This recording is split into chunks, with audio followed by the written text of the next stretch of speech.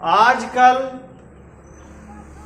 बच्चों को पढ़ाने के लिए सरकार हर गांव में, हर ग्राम सभा में एक एक दो दो स्कूल का इंतजाम कर रखी है। उसके बाद भी बच्चे ठीक ढंग से पढ़ नहीं पाते। इसके पीछे की वजह क्या है? जहां तक मैंने इस पर अध्ययन किया, सरकारी स्कूल जितने भी हैं वहां पर जो अध्यापक हैं वो अध्यापक बहुत ही बेहतर पढ़ाने का इंतजाम करते हैं, बहुत ही बेहतर पढ़ाते हैं। और इसके अलावा जो प्राइवेट स्कूल हैं वहां भी पढ़ाने के अपने स्तर से बहुत ही बेहतरीन इंतजाम किए हुए हैं। और प्राइवेट स्कूलों की सबसे बड़ी विशेषता यह है कि प्राइवेट स्कूल में जितने क्लास होते हैं, हर क्लास में कोई न कोई टीचर होता है, चाहे वह टीचर 8 पास ही क्यों ना हो। लेकिन हर क्लास को देखने के लिए, हर क्लास में बच्चों को कंट्रोल करने के लिए, कुछ न कुछ बताने के लिए कोई न कोई टीचर उस क्लास में मौजूद होता है। इतना सब होने के बाद भी लोग स्कूल में अपने बच्चों को भेजते हैं, फिर भी बच्चे अनपढ़ रह जाते हैं, अच्छी शिक्षा नहीं हासिल कर पाते।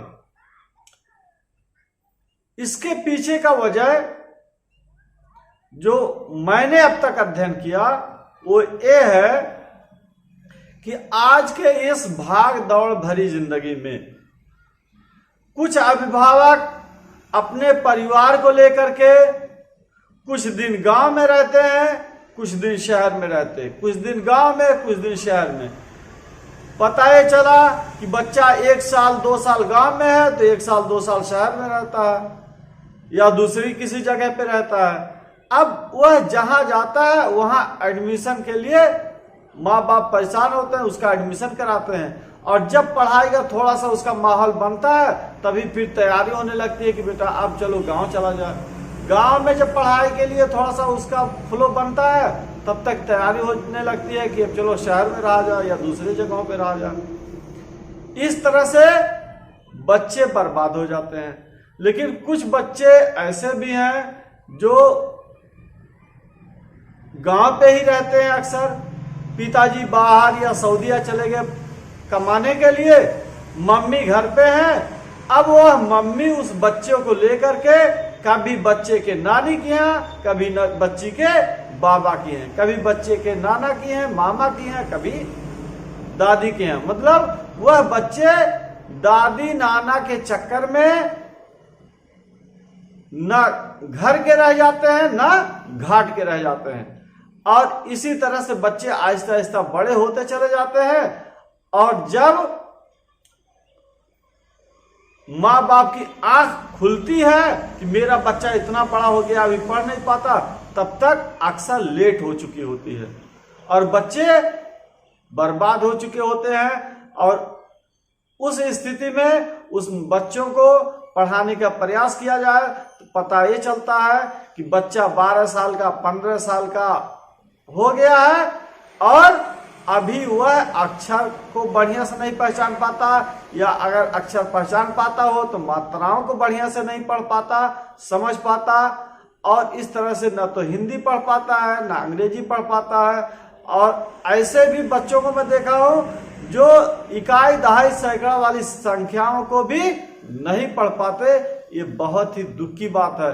और जहां तक ये संख्याओं का मामला है, यह बच्चों के जीवन भर काम आने वाली चीज है। पढ़ाई लिखाई, लिखना पढ़ना बच्चों के जीवन भर काम आने वाली चीज है। लेकिन माँ बाप इसके प्रति लापरवाही करते हैं। जब बच्चे छोटे होते हैं तो उनकी अहमियत नहीं समझ में आता, और जब शिक्षा की अहमियत समझ में आता है तब तक बच्चे बर्बाद हो चुके होते हैं। और माँ बाप सीधा सरेंडर बोल जाते हैं और जिंदगी भर पछता पछता के मर जाते हैं। और सिर्फ वही नहीं, वो बच्चे भी अब जिंदगी भर अपने माँ बाप को कोसते हैं कि मेरी जिंदगी बर्बाद करने वाले मेरी मम्मी है, मेरे पापा हैं। इस तरह से बच्चों की जिंदगियां बर्बाद हो रही हैं। मेरे अभिभावक भाइयों, मेरा आपसे हाथ जोड़ के निवेदन है कि बच्चों को बचा लो, बच्चों की जिंदगियों को बचा लो, बच्चों के जिंदगियों को बचा लो और उनके पढ़ाई का बेहतरीन इंतजाम करो। और उसके लिए आपको मायका छोड़ना है तो छोड़ दो, 2-4 साल 10 साल मत जाओ।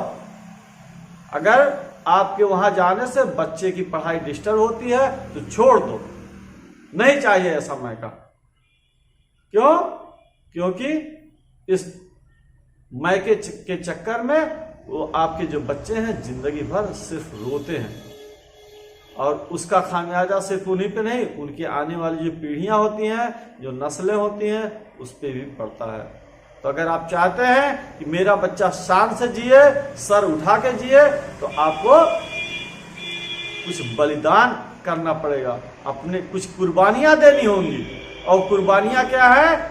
बहुत सारे सुख सुविधाओं को और मन को मसोस के रखना पड़ेगा, सुख सुविधाओं को छोड़ देना होगा, बहुत सारे आनंद को छोड़ देना होगा। मेरे भाई, बच्चों को बचा लो, मेरा आप लोग से यही निवेदन है। और यह वीडियो मैं चाहूंगा कि आप अपने दोस्तों को, रिश्तेदारों को शेयर करें, पसंद आए तो इसे सब्सक्राइब भी करें।